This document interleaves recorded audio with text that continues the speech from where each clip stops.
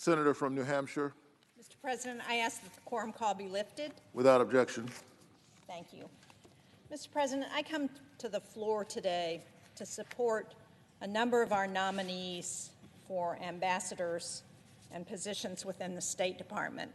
As the chair of the European Affairs Subcommittee, I am particularly concerned about the number of openings we have in Europe for ambassadorial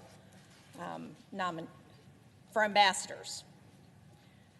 So I want to support today Mark Gittenstein, again, to be U.S. Ambassador to the European Union, Kent Logsdon to be U.S. Ambassador to Moldova, Michael Murphy to be U.S. Ambassador to Bosnia and Herzegovina, Claire Cronin to be U.S. Ambassador to Ireland, Denise Bauer to be U.S. Ambassador to France and Monaco, and Julissa Reynoso to be Ambassador to Spain and Andorra. So those are the ambassadors in Europe that I wanted to raise this afternoon, but I also want to raise concern about Rufus Gifford, who has been nominated to be Chief of Protocol for the Department of State. As I said, I'm chair of the European Subcommittee, and so I've had the opportunity to attend the hearings for these nominees and to see just how qualified they are and how important to American foreign policy they are. Earlier this week, Victoria Nuland, who is an undersecretary at the Department of State, testified in front of the Senate Foreign Relations Committee that the United States foreign diplomacy is operating at quarter power as a consequence of the numerous holds that have been placed on ambassadorial appointments by just a few of our Republican colleagues. I have some maps here that I think really very vividly demonstrate the consequences of this inaction in the Senate. The first, you want to give me the first map first? The first map shows where we have U.S. ambassadors to Europe. So you can see anything blue is where we have ambassadors. So on this map, everything from Spain to Ukraine, the United Kingdom, Iceland, Ireland, we have no U.S. ambassadors approved in those countries. And compare that to what Russia and China have in terms of their diplomatic ability in Europe. This gold color are Russian ambassadors, countries where Russia has their ambassadors, virtually every country in Europe. Red is where China has its ambassadors, virtually every country in Europe. And again, in the United States, our ambassadors in Europe, it's basically empty. Finland, Sweden, Norway, Spain, France, Germany, Poland, Ireland, the EU.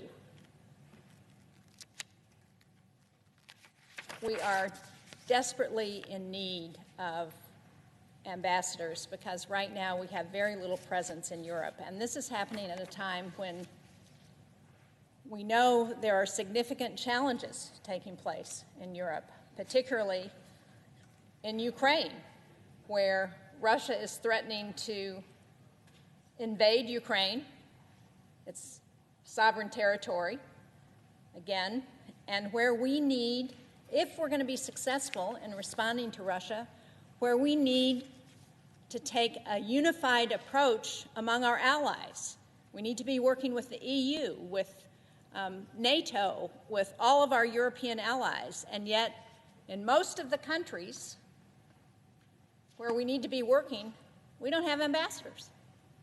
And we don't have ambassadors because of opposition from just a few of our Republican colleagues. And I see Senator Cruz on the floor, so I know that he's going to be here to object to my effort to move these.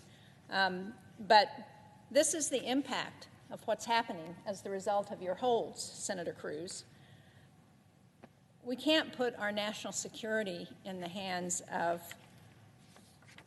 those people who don't have the status of ambassadors.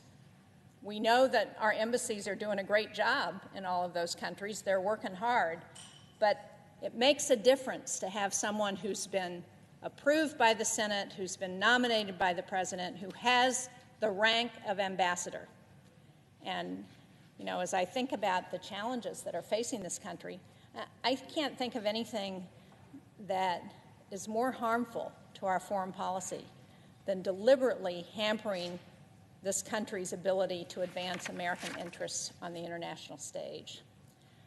I want to say a few words about each of these nominees before I move for unanimous consent.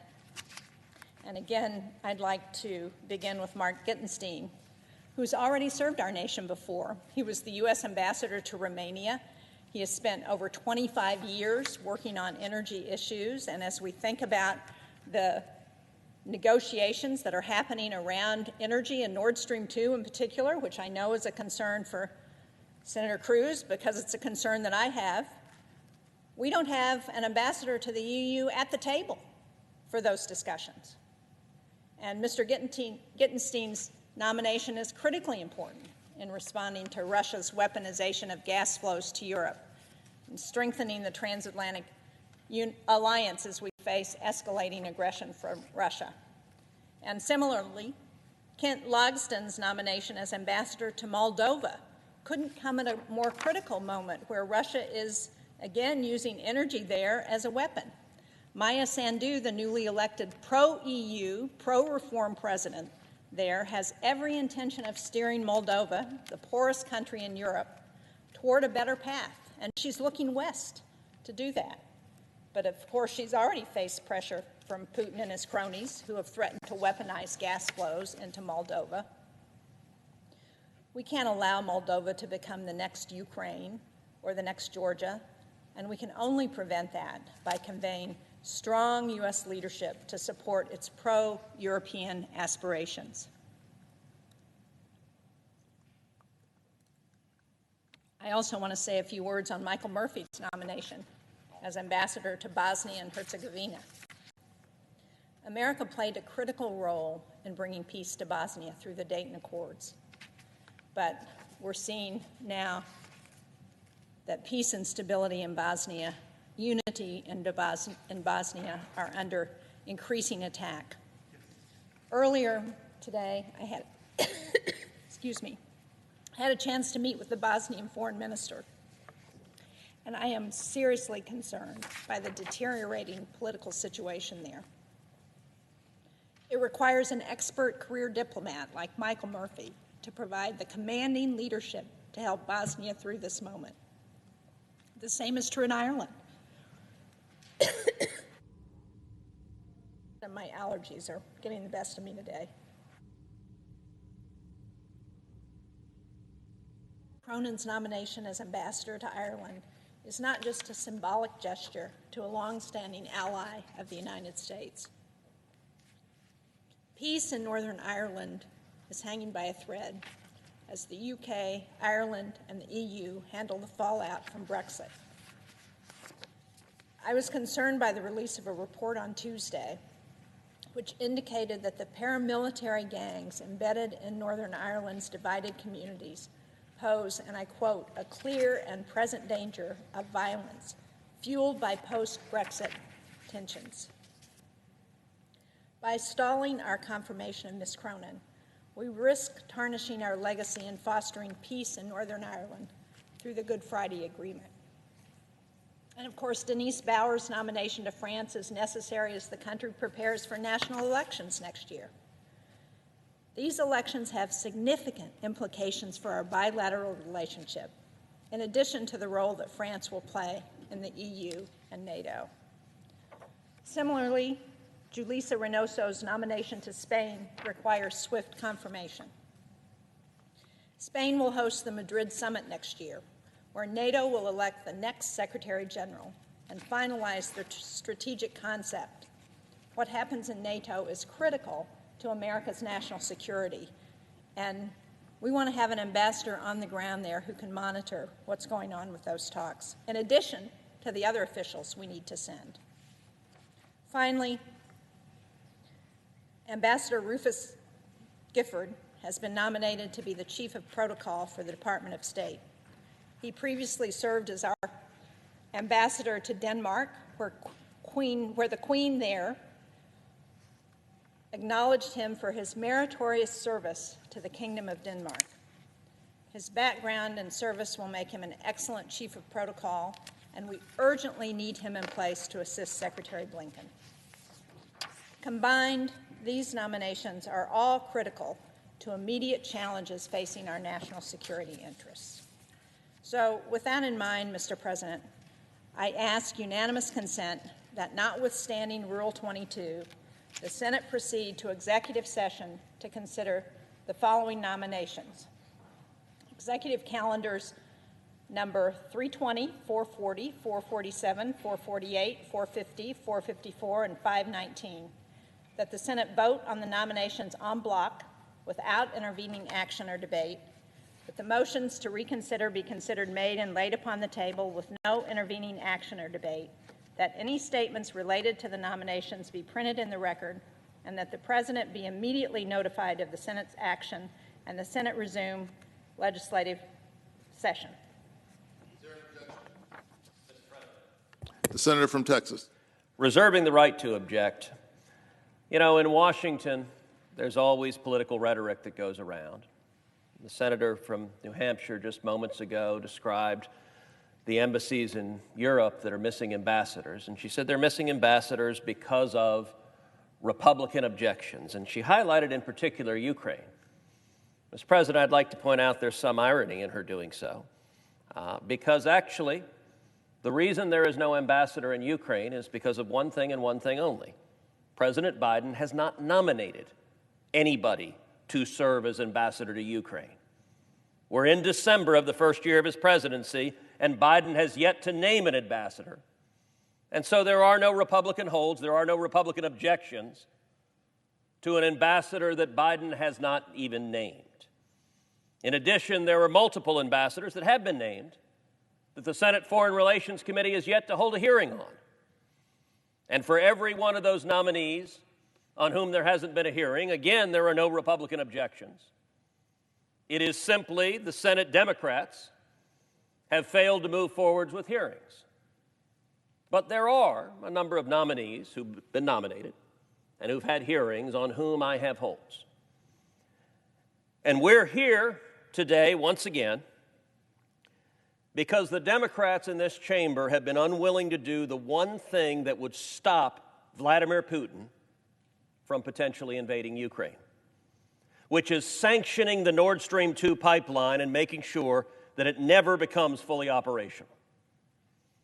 Now, Senator Shaheen, along with every other senator in this chamber, knows exactly why I have holds on these nominees.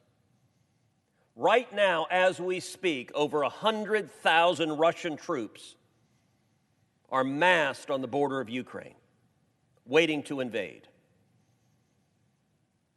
And it is Joe Biden's fault, because it is a direct consequence of President Biden's surrender to Vladimir Putin on Nord Stream 2. For those watching at home asking, what is Nord Stream 2? It's a pipeline being constructed from Russia to Germany to carry natural gas. Putin is building Nord Stream 2 to go around Ukraine because right now Russian gas gets to Europe through Ukraine. Putin didn't just wake up one day and decide to invade Ukraine. He's wanted to invade Ukraine for years. He did it in 2014, but he stopped short of a full invasion because he needed to use Ukrainian energy infrastructure to transport Russian gas to the European market. Ukraine's energy infrastructure is their insurance policy against a Russian invasion. Nord Stream 2 is all about Putin building an alternative avenue to get Russian gas to Europe. So if Nord Stream 2 comes online, it leaves Ukraine exposed to Russian aggression. Just 2 years ago, we had a bipartisan consensus in the Senate that we needed to stop Nord Stream 2. Now, Senator Shaheen knows that well because she and I authored the legislation together. She and I worked together to get the support of Democrats and Republicans in the Senate and the support of Democrats and Republicans in the House. And the Cruz-Shaheen legislation sanctioning Nord Stream 2 passed both houses of Congress overwhelmingly and was signed into law. And the Cruz-Shaheen legislation worked marvelously well. So well that Putin stopped construction of Nord Stream 2 the day that President Trump signed our legislation into law. Not even a week later, not a month later, the very day that our sanctions were signed into law. It was an incredible bipartisan national security victory that we won together. And that victory continued for over a year. For over a year, Nord Stream 2 lay dormant on the bottom of the ocean, dead, until, unfortunately, Joe Biden became president. Almost from the moment of Election Day, Biden and the incoming administration began projecting weakness to Russia and Putin. And to understand just how much that message was received, Joe Biden was sworn in as president on January 20th, 2021. Putin began building the Nord Stream 2 pipeline again on January 24th, 2021, 4 days after Biden was sworn in.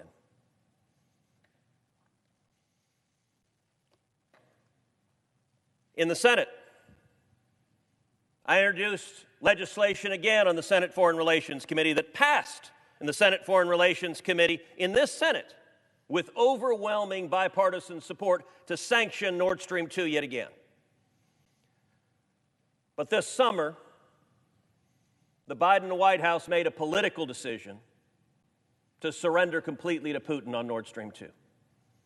And President Biden waived the sanctions on Nord Stream 2. He did so overruling the recommendations of his own State Department that argued this protects U.S. national security interests, this stands up to Russia, this protects Ukraine. The Biden White House didn't care about any of that, overruled it all. And then, unfortunately,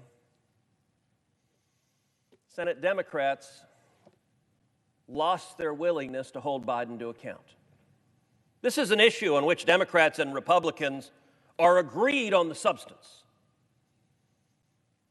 But it can be difficult to stand up to a president of your own party. And on Nord Stream 2, Senate Democrats have not been willing to do so. They were eager to do so when Donald Trump was in the White House. But when a Democrat was in the White House, suddenly their willingness to stand up to the president evaporated. And so the holds that I have placed are directly in order to try to force Joe Biden and Kamala Harris to follow the law and stand up to Russia and stand up to Putin. So I will offer my colleague, Senator Shaheen, a deal that I've offered many times to the White House, to the State Department, to the Treasury Department, to Senate Democrats. A deal that if we, as the Senate, will impose sanctions on Nord Stream 2, CAATSA sanctions, yet another Russia sanctions bill that both Senator Shaheen and I voted for, that we both advocated and supported, and that the Biden administration is refusing to apply. If the Senate will impose those sanctions, I will happily, enthusiastically lift my holds on these nominees, and Senator Shaheen can take her map of Europe and color in all of those countries. We can do that right now by doing the right thing substantively. And by the way, this is the one step which has a real possibility of stopping a Russian invasion of Ukraine. This past weekend, the Biden administration declassified their own internal projections that an invasion is imminent. It could happen as soon as January or February. And if we see Russian tanks in the streets of Kiev, it will be because Joe Biden surrendered to Putin and Senate Democrats weren't willing to hold him to account. I hope that's not the case. We could act right now to sanction Nord Stream 2, to stop the pipeline from being operational, to stop Putin and the soldiers at the border, to prevent the invasion, and to clear these ambassadorial nominees that my Democratic colleagues want. Accordingly, I ask unanimous consent that the Banking Committee be discharged from further consideration of S 3322 and the Senate proceed to its immediate consideration. I further ask that the bill be considered read a third time and passed, and that the motion to reconsider be considered made and laid upon the table. Is it? The right to object.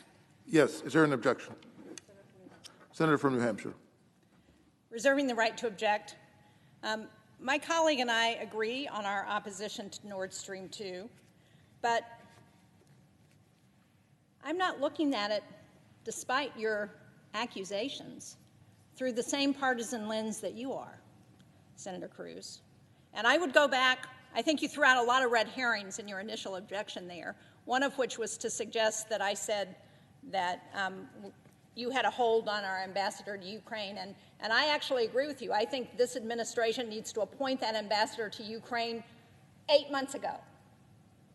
And if you agree with me right now, then will you agree that you will not put a hold on the Ukraine nomination once we get it, if we get it within the next couple of weeks, before the end of this year?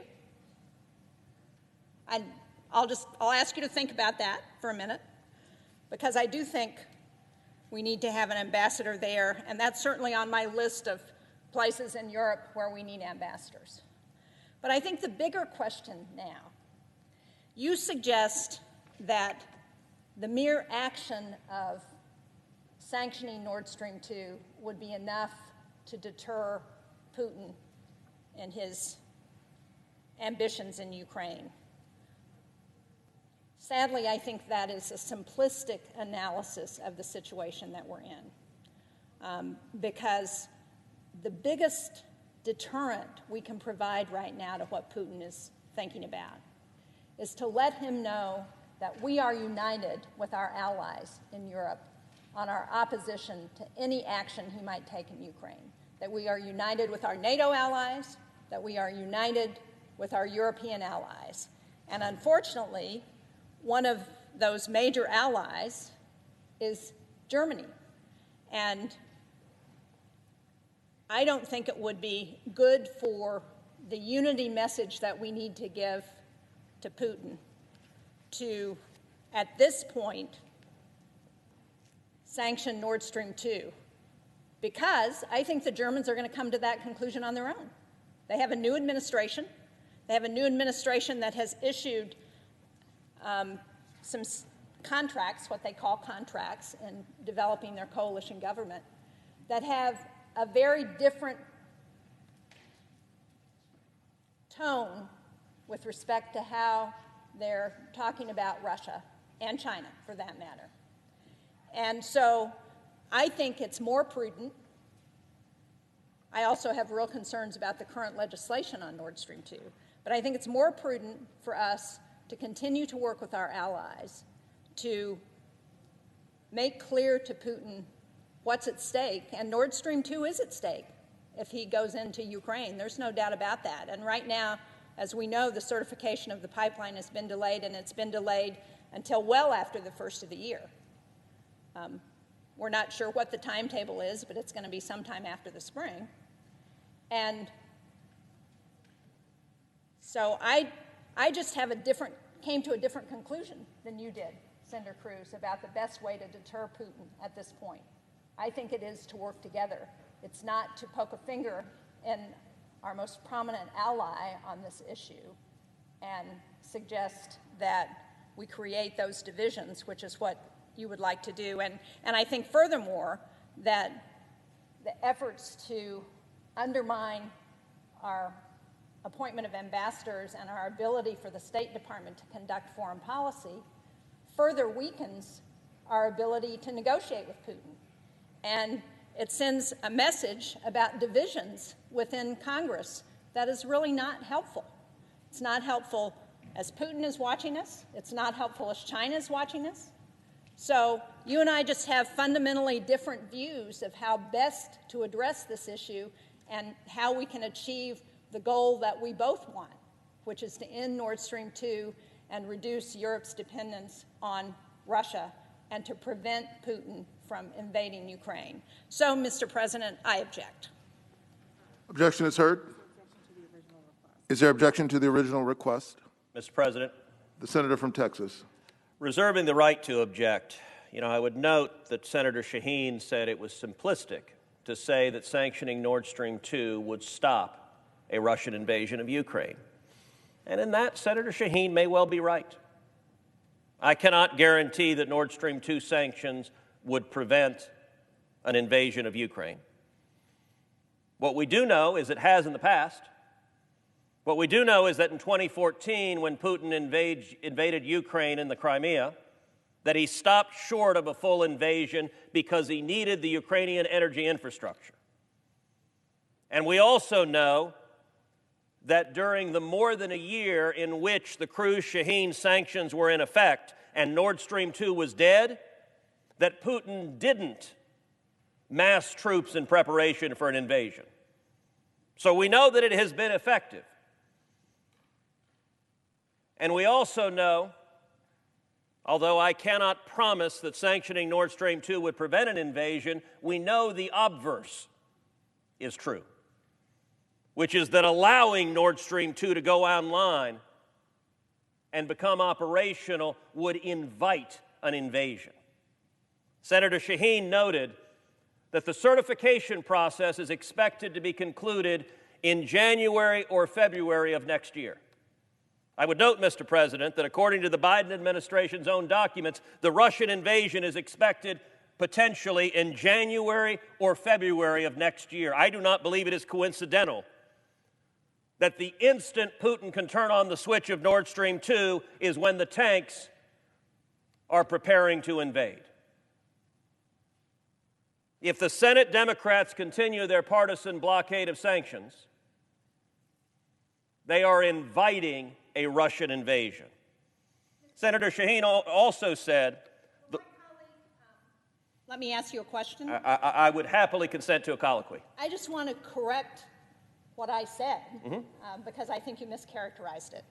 What I said was, we know that the certification has been delayed until after the first of the year, and it's not likely to happen until after the spring, which is well later than January, February. So I just want to correct for the record that, and I think if you look at what's being proposed, you'll find that it's even later than that.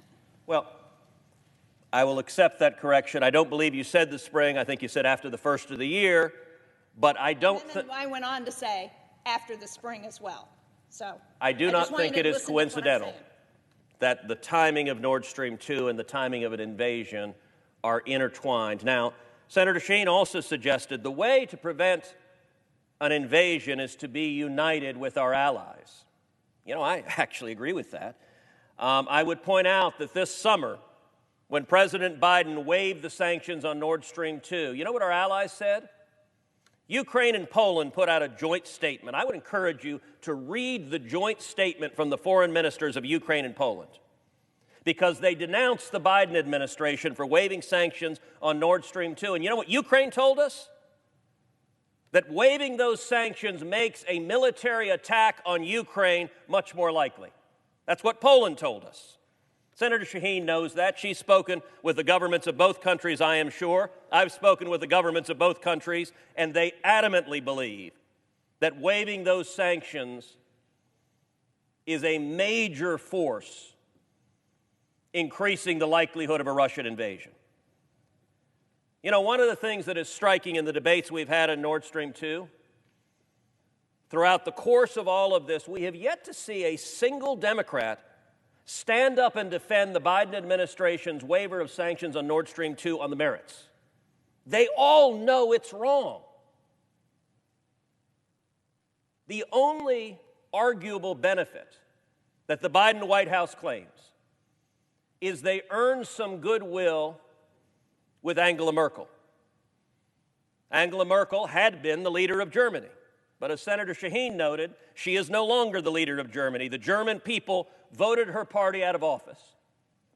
And the new administration is expected to oppose Nord Stream 2. So we literally have a situation in which the Biden White House surrendered to Russia, gave a multi-billion-dollar pipeline to finance the Russian military, abandoned our Ukrainian allies, and did it all in search of goodwill from a leader who's no longer in office. You want us to be united? The European Parliament voted to condemn Nord Stream 2. The last vote was roughly 500 to 50 to condemn Nord Stream 2. You want to be united? How about we stand with the 500 and not the 50? If Senate Democrats would not object to my motion, we would be standing with the whole of Europe and we would be united. And a final observation. Senator Shaheen decried the holds as an effort to undermine ambassadors. I would note that I have offered here, as I have offered many, many times, as I have offered in writing as far back as August of this year, to lift the holds if we adopt policy that actually stands up to Russia. Senator Shaheen says her changed position is not partisan. I understand why one would want to say that. But her substantive argument is now she doesn't want us to disagree with Germany. Well, when Senator Shaheen and I authored Cruz Shaheen in 2019, when we authored the second Cruz Shaheen in 2020, when we passed both of them, we were disagreeing with Germany. The German government was very unhappy with it, but it was the right thing for American national security. Nothing has changed, and by the way, when there was a Republican president in the White House, I repeatedly took on the Trump administration and pressed them on this issue. Unfortunately, the only thing that's changed, one thing has changed. The letter behind the name of the person in the White House, now it's a D, not an R, and all the Democrats who gave speeches on Nord Stream 2, suddenly we hear crickets. That needs to change. I object. Objection is heard. I just want to clarify a couple of things that Senator Cruz said. One is that the Nord Stream 2 pipeline was completed despite those sanctions because what Russia did was to employ their own ships with Gazprom and complete the Nord Stream 2 pipeline despite the sanctions that we had threatened. And it was, in fact, not until right before he left office that President Trump actually invoked some of those sanctions.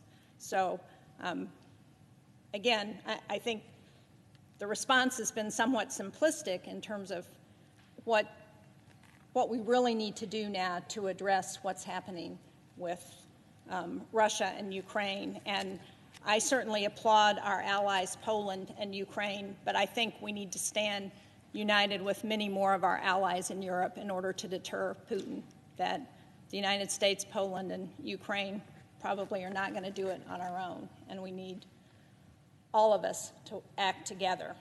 Also, you know, maybe if we had our ambassador to the EU, he could have reported to the Senate what the vote was in the EU about Nord Stream 2. But because he's still on hold, we haven't had a chance to hear from him. I would also point out that at this time in the first year of the Trump administration, 44 of his ambassadors had been confirmed compared to 13 for the Biden administration.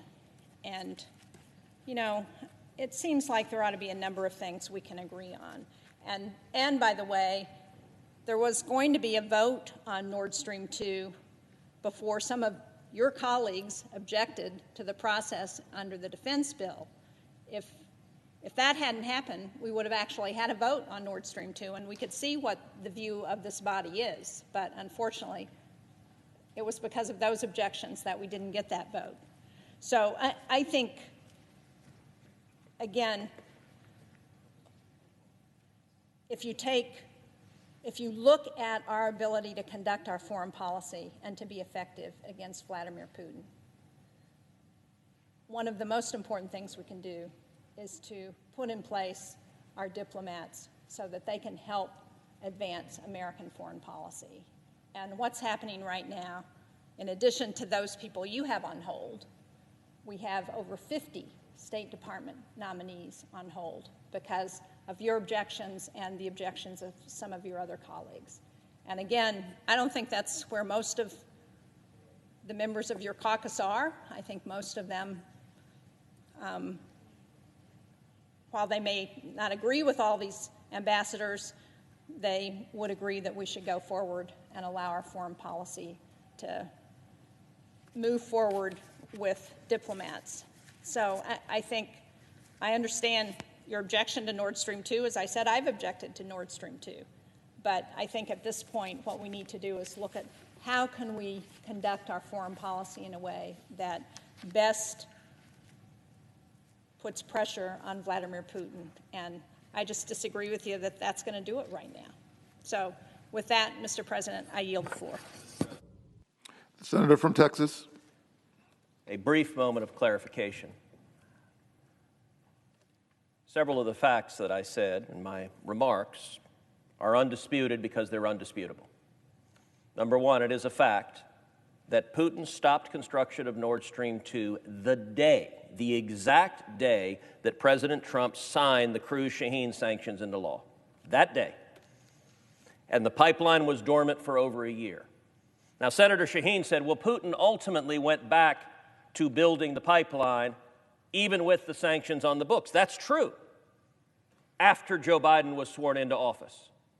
Putin began building the pipeline on January 24th, 2021, 4 days after Biden was sworn in.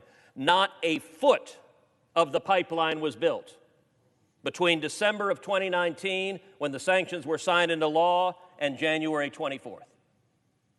Putin began building the pipeline because Biden telegraphed his surrender.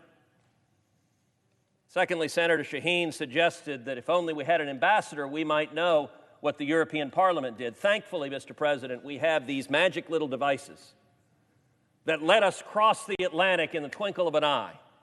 So we actually know that the European Parliament voted roughly 500 to 50 to condemn Nord Stream 2. So if we want to stand united with Europe, not just Ukraine and Poland, Europe,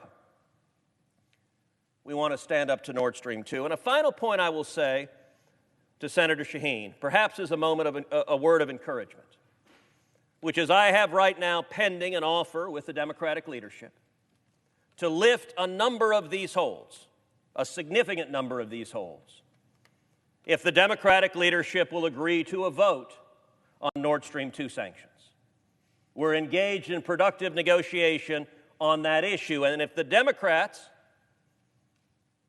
cease obstruction, we can have that vote, and a number of these holds can be lifted. But that ultimately is going to be a decision for Senate Democrats.